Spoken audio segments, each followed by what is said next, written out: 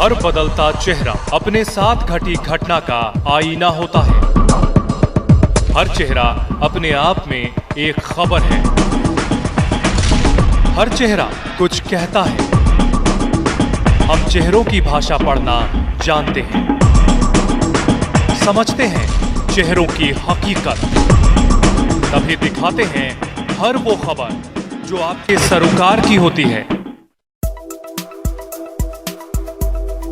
प्रदेश के top 10 mafia सूची में शामिल ध्रुव सिंह कुट्टू की पिछले दिनों 1 करोड़ की संपत्ति पुलिस ने जब्त की थी। इसमें आजमगढ़ जिले के जियनपुर में बना मकान भी शामिल था। मामले में ऐसा पेच फंसा कि ईओ ने मकान गिराने से हाथ खड़े कर दिए। किरकिरी से नाराज डीएम ने ईओ के खिलाफ विभागीय कार्रवाई के लिए शासन से संस्तुति की थी। इसके साथ ही एडीए आजमगढ़ विकास प्राधिकरण से नक्शे की जांच कराई गई थी। मकान का निर्माण नक्शे के विपरीत पाया गया। स्थिति स्पष्ट होने के बाद गुरुवार को प्रशासनिक अमला जियनपुर पहुंचा और मकान गिराने की कार्रवाई शुरू कर दी गई। इस दौरान डीएम और एसपी भी मौजूद रहे। आपको बता दें कि कोरोना काल के दौरान ही पुलिस ने प्रदेश की टॉप 10 सूची में शामिल कुख्यात ध्रुव कुमार कुट्टू की लगभग 1 करोड़ की संपत्ति को जब्त किया था। इसमें जियनपुर नगर पंचायत में आजमगढ़ गोरखपुर मार्ग के पूर्वी पटरी पर कुंटू सिंह की पत्नी के नाम 52 लाख से ज्यादा के 117 वर्ग मीटर में बने 3 मंजिला मकान और अजमतगढ़ रोड पर 60 वर्ग मीटर में बने 4 लाख से ज्यादा के मकान को जब्त किया था। मकान के जब्त होने के बाद नगर पंचायत जियनपुर ने इसे गिराने के लिए 5 नवंबर को नोटिस चस्पा कर दिया। आरोप था कि ध्रुव कुमार सिंह कुंटू और उनकी पत्नी वंदना के नाम से कोई नक्शा पास नहीं कराया गया था। 15 दिन बाद मकान के ध्वस्तीकरण को नोटिस चस्पा किया गया था। नगर पंचायत की ओर से मकान पर नोटिस चस्पा करते ही इसमें 3 और हिस्सेदार सामने निकल कर आ गए थे, सलीम, रईस और मोहम्मद आजम। इन तीनों ने नगर पालिका और जिला प्रशासन को बताया कि हम तीनों पाटीदार हैं, हमने अपना हिस्सा किसी को नहीं बेचा है। हमारे एक पाटीदार वसीम ने सिर्फ 1/4 हिस्सा वंदना सिंह को बेचा है। साथ ही पूरे मकान का नक्शा वर्ष 2001 में ही स्वीकृत है। इसके साथ ही प्रभावित पार्टी हाईकोर्ट में चली गई। हालांकि हाईकोर्ट ने सक्षम अपीलीय अधिकारी के यहां अपील करने का आदेश देते हुए इसे खारिज कर दिया। जिस मकान को ईओ जियनपुर अखिलेश कुमार ने बिना नक्शा पास हुए बना दिखाते हुए चस्पा की, बाद में उसी मकान को नक्शा पास बताते हुए गिराने से हाथ खड़े कर दिए। इसके साथ ही नोटिस के सापेक्ष जो प्रत्यावेदन दाखिल हुए थे उसका निस्तारण किए बिना गायब हो गए। जबकि विकास प्राधिकरण की ओर से वर्ष 2001 में पास हुए नक्शे सापेक्ष निर्माण में कई चीजें गलत बताई गई थी। नक्शे के विपरीत बेसमेंट और कुछ बढ़कर निर्माण कराया गया था। इससे नाराज जिलाधिकारी ने लापरवाह ईओ के खिलाफ विभागीय कार्रवाई के लिए संस्तुति शासन से की थी।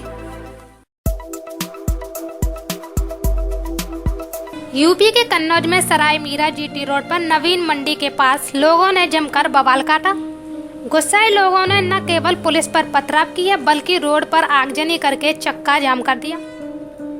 आपको बता दें कि सदर कोतवाली क्षेत्र के सलेमपुर बांगर गांव निवासी श्याम बिहारी बुधवार देर शाम बाइक से घर जा रहा था। तभी सराय मीरा जीटी रोड पर नवीन मंडी के पास कानपुर की ओर से आ रही मिर्जापुर डिपो की रोडवेज बस ने बाइक में टक्कर मार दी।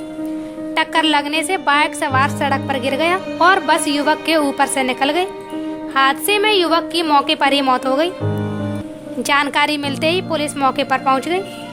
मौत की खबर मिलते ही परिजन भी मौके पर पहुंच गए। आक्रोशित परिजन सबको रखकर जाम लगाने का प्रयास कर रहे थे। पुलिस ने उन्हें ऐसा करने से रोकने की कोशिश की।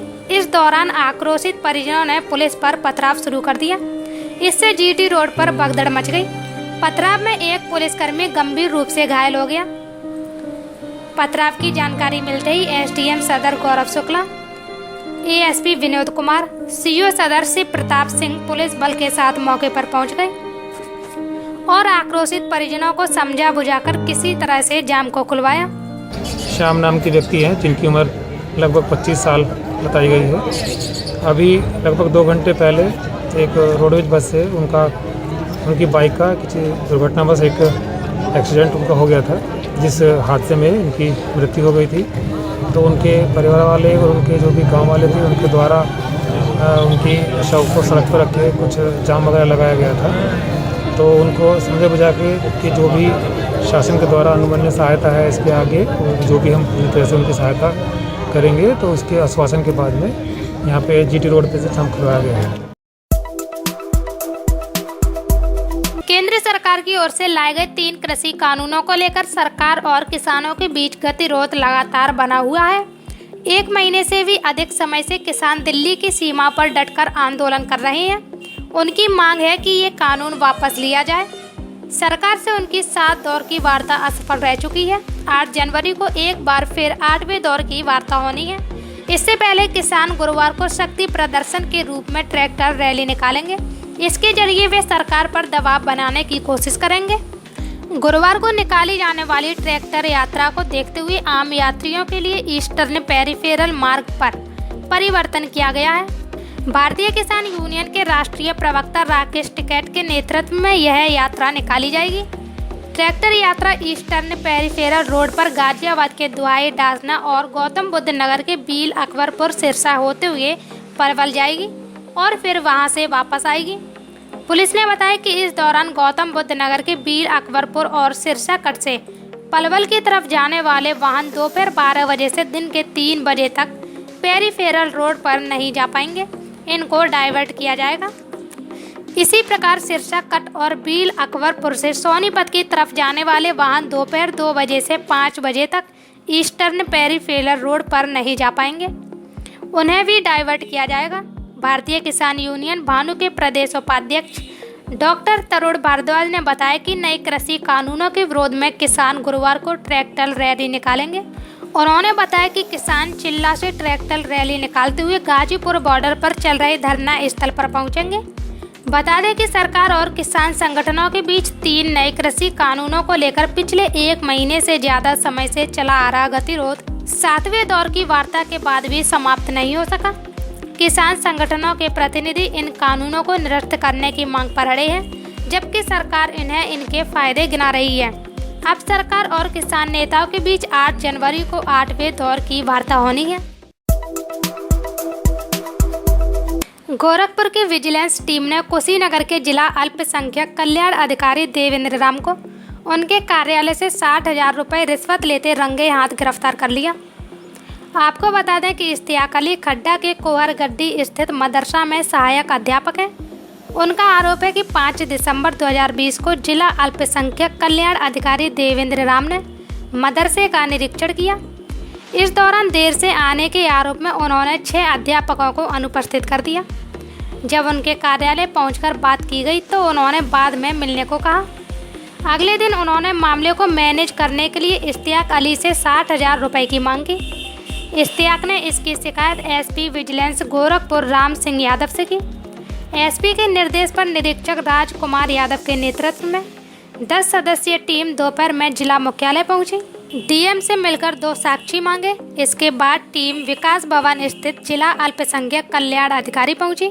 वहां टीम ने उन्हें सहायक अध्यापक द्वारा 60,000 रुपये रिश्वत लेते रंगे हाथ दबोच लिया। टीम उन्हें सदर कोतवाली ले आई।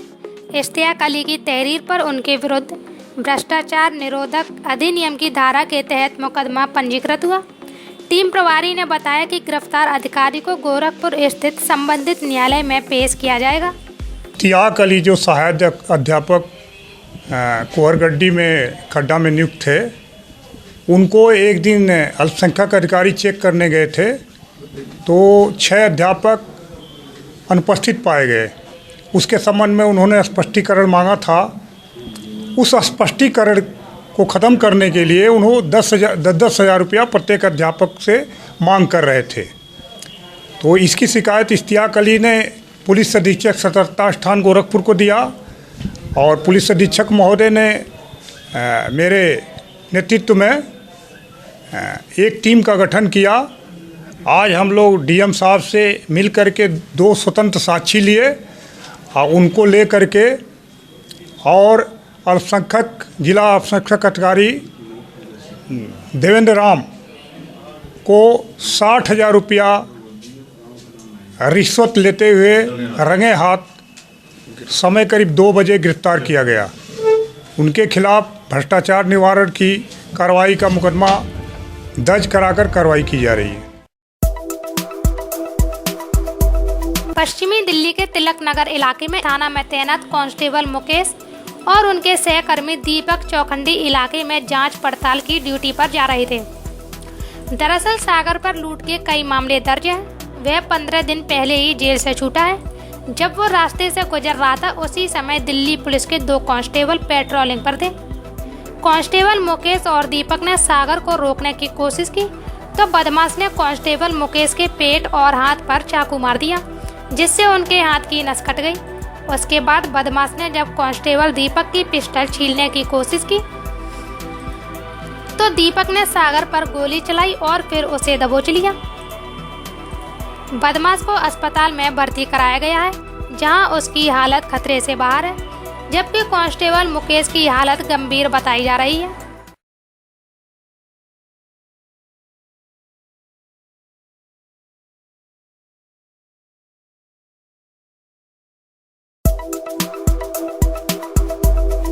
अदालत से रोक और पुलिस की छापेमारी के बावजूद अब भी चोरी छिपे तमाम हुक्का बार संचालित किए जा रहे हैं। प्रयागराज के नैनी इलाके में हुक्का बार के खिलाफ चलाए जा रहे अभियान के तहत एएसपी मनीष सैंडिल्य और डीएसपी शुभम तोड़ी ने नैनी के चक हीरानंद मोहल्ले में भारी फोर्स के साथ छापेमारी की। वहां कमरे में हुक्का समेत नशे का काफी सामान मिला। वहीं नशा करते हुए 10 लोगों को भी गिरफ्तार कर लिया गया। दरअसल पिछले महीने से ही पूरे जनपद में अवैध हुक्का बार के खिलाफ पुलिस ने अभियान छेड़ रखा है। शहर के सिविल लाइंस इलाके में पुलिस ने छापा मारकर कई हुक्का बार बंद कराकर उनके खिलाफ मुकदमे भी लिखे हैं।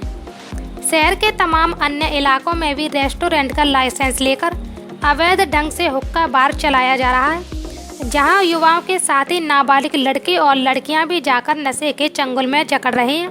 पिछले दिनों नैनी इलाके में कई हुक्का बार में छापा मारकर पुलिस गिरफ्तारी कर चुकी है, मगर तब भी चोरी छिपे हुक्का बार चल रहे हैं।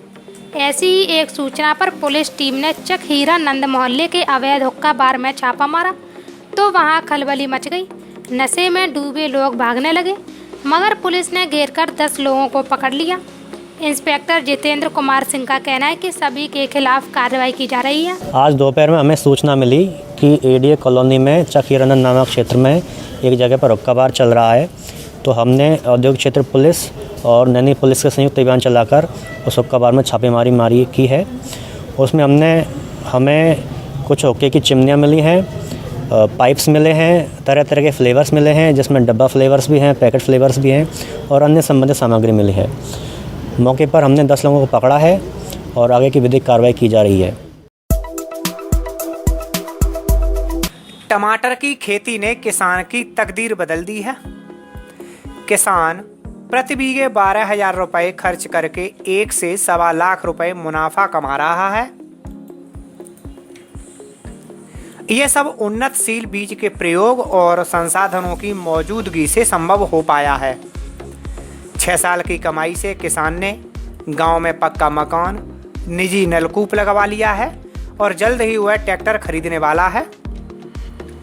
भेटौरा ब्लॉक के मोहिद्दीनपुर के किसान रामकेश लोधी ने बताया कि पिता की मौत के बाद भाई रामचंद के साथ संयुक्त रूप से टमाटर की खेती शुरू की थी।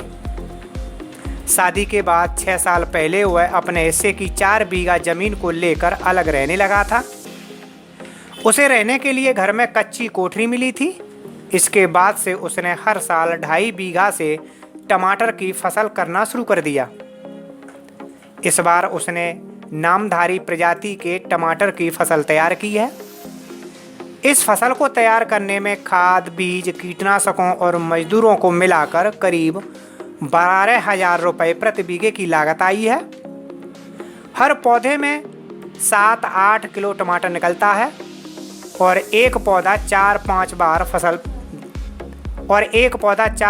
बार फल देता है।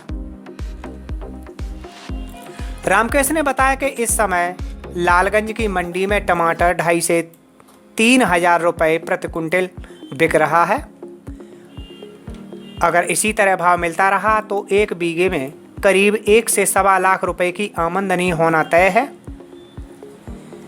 पिछले साल भी उसे लगभग यही भाव मिला था और आमदनी भी अच्छी हुई थी।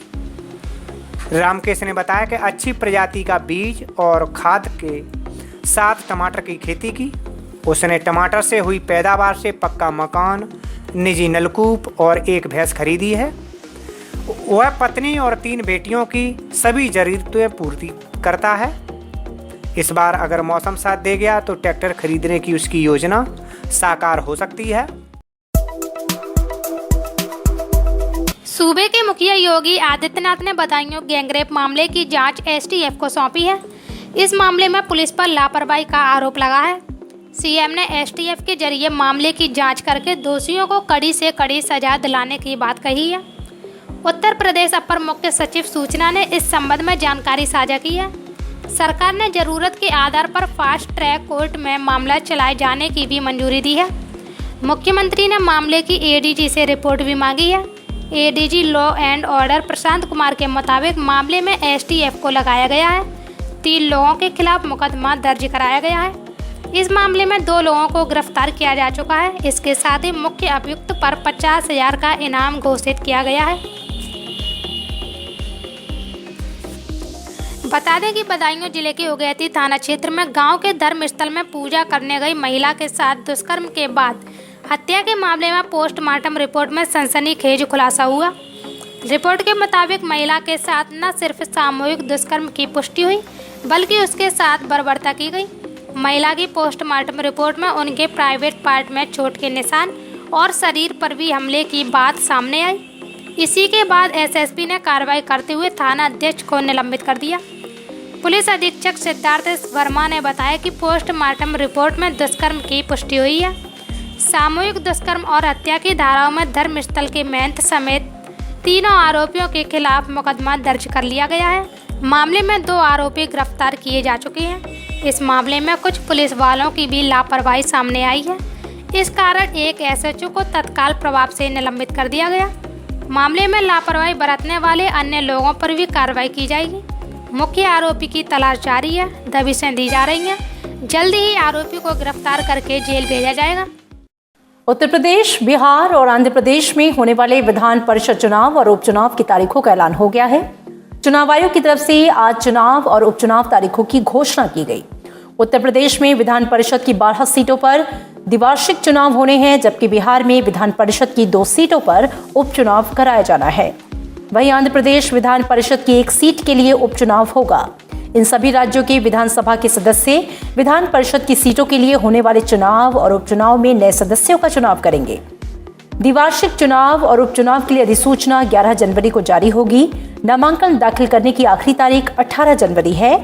नामांकन पत्रों की जांच 19 जनवरी को होगी और 21 जनवरी तक नाम वापस लिए जा सकेंगे।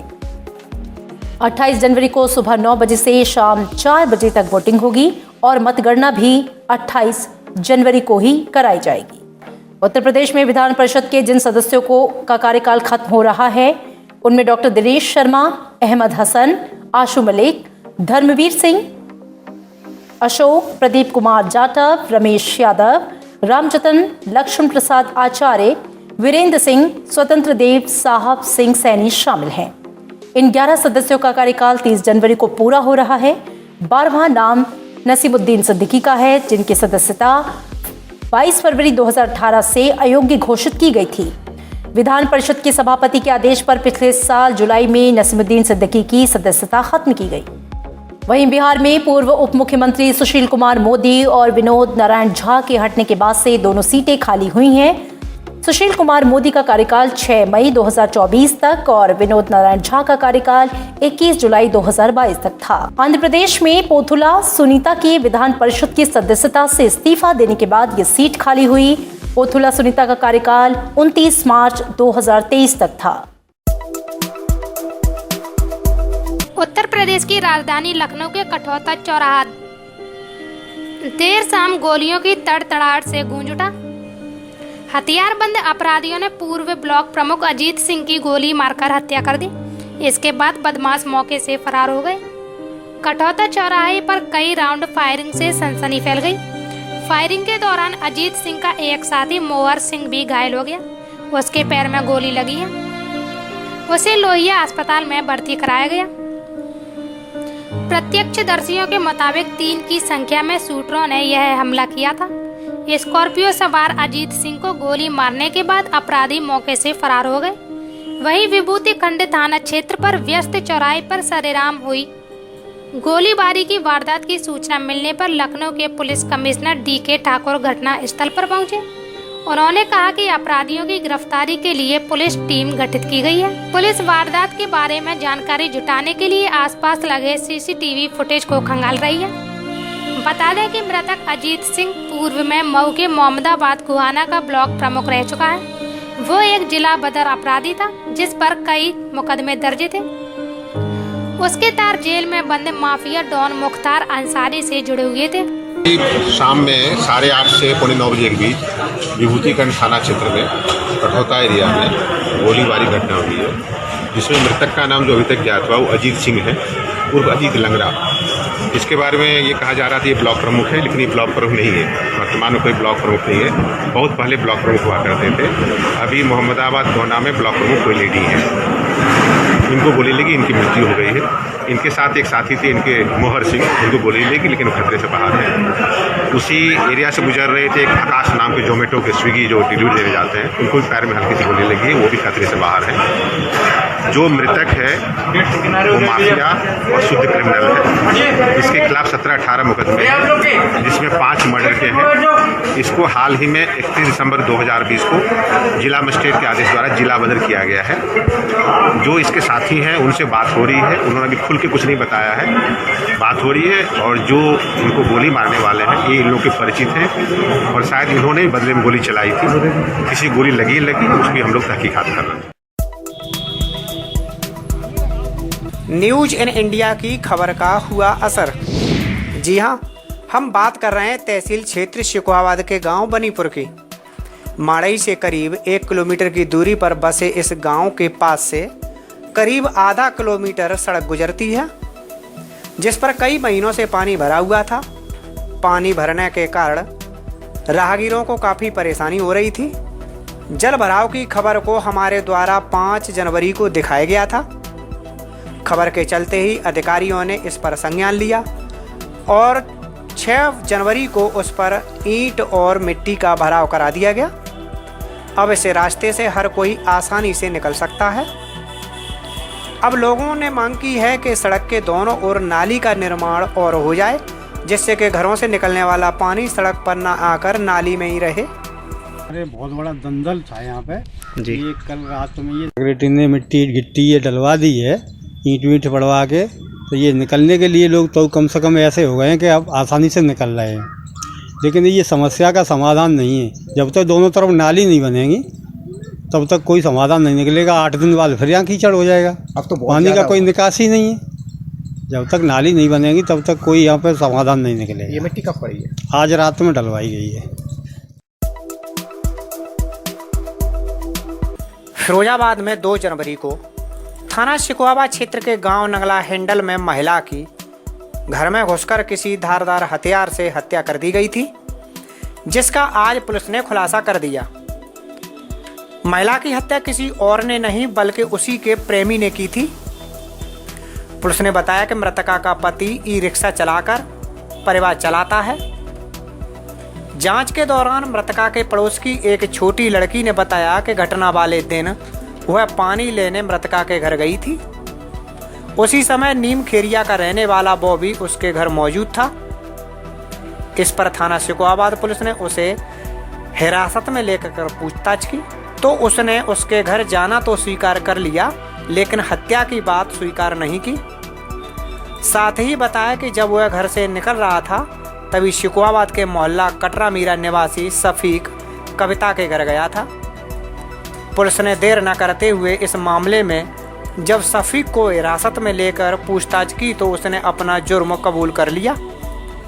उसने बताया कि नगला हैंडल में उसकी मुर्गे और बकरे की मटन शॉप है, जहां कविता अधिकांश चिकन लेने आती थी। रोजाना आने जाने से कविता से प्यार कर बैठा।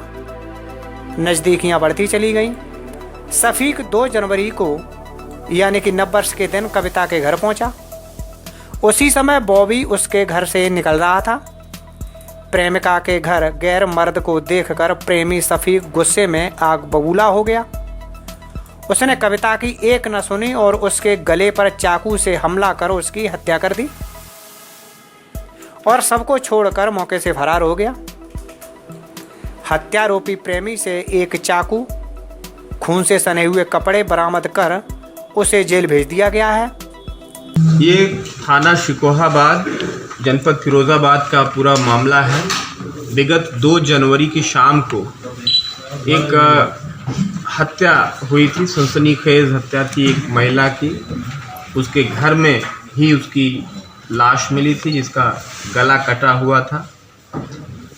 इस मामले में मृतका के पति के द्वारा एक तहरीर देकर के एक व्यक्ति को नामजद किया गया था।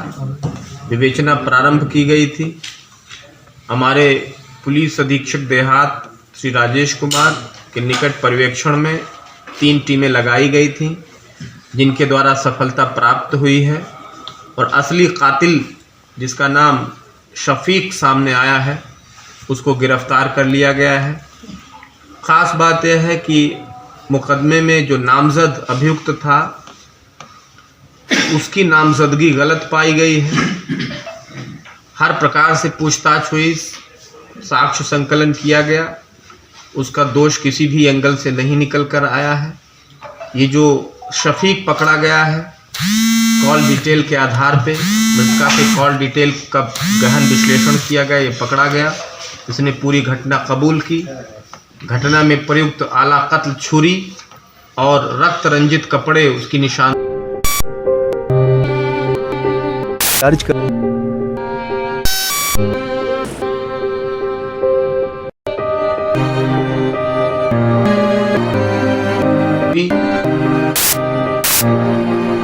प्रेम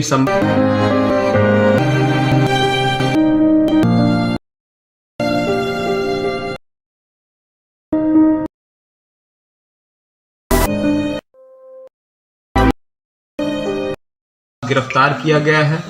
आज लिखा पढ़ी करने के उपरांत उसको न्यायालय के समक्ष प्रस्तुत किया जा रहा है जहां से उसको जेल भेजा जाएगा।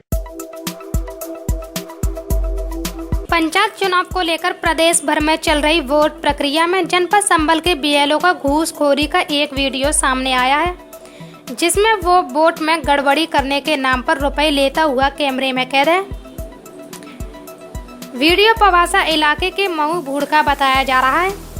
दरअसल प्रदेश सरकार ने ग्राम पंचायत चुनाव को लेकर घोषणा कर दी है जिसे लेकर परिसीमन और वोट पुनरीक्षण का कार्य चल रहा है।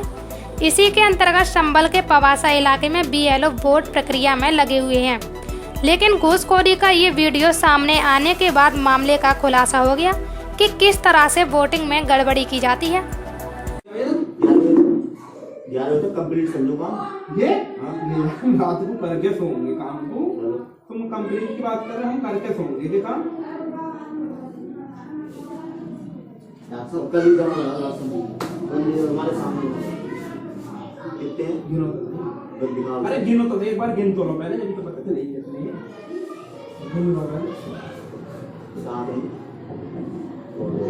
जो बात हुई है डॉक्टर साहब यार ऐसी बात है। चलो मेरा काम तो हो ही गया।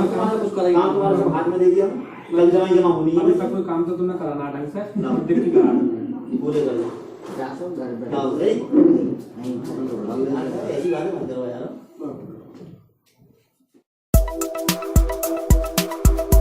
योगी सरकार कानून व्यवस्था को दुरुस्त करने का हर संभव प्रयास कर रही है और इसी के चलते संभल के असमोली थाना क्षेत्र में एक पुलिस चौकी का लोकार्पण किया गया।